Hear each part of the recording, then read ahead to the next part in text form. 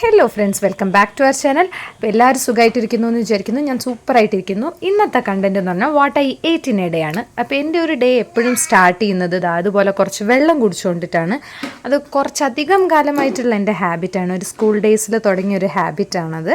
ഇപ്പം എല്ലാവരും പറയുന്നുണ്ടായിരുന്നു അങ്ങനെ വെള്ളമൊക്കെ കുടിച്ച് തുടങ്ങുമ്പോഴത്തേക്കും ഭയങ്കര എനർജറ്റിക് ആയിട്ട് ഫീൽ ആവുന്നു. അപ്പം yes, I could feel that. അപ്പം ഞാനിതാ ഒരു ഹാഫ് ബോട്ടിൽ വെള്ളം കുടിച്ചിട്ടുണ്ട്.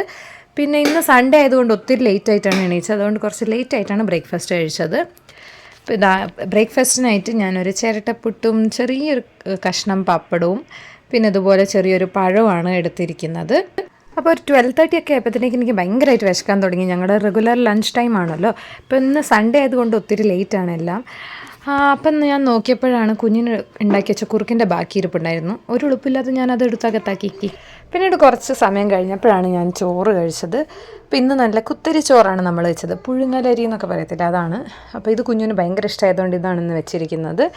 അപ്പോൾ അതിൻ്റെ കൂടെ ഞാൻ കുറച്ച് മോര് കറിയും ഓലൻ വെച്ചിട്ടുണ്ടായിരുന്നു, നല്ല തേങ്ങാപ്പാലൊക്കെ പിഴിഞ്ഞിട്ടുള്ള. പിന്നെ കുറച്ച് കൈപ്പയുടെ ഉപ്പേരിയും കുറച്ച് അച്ചാറും.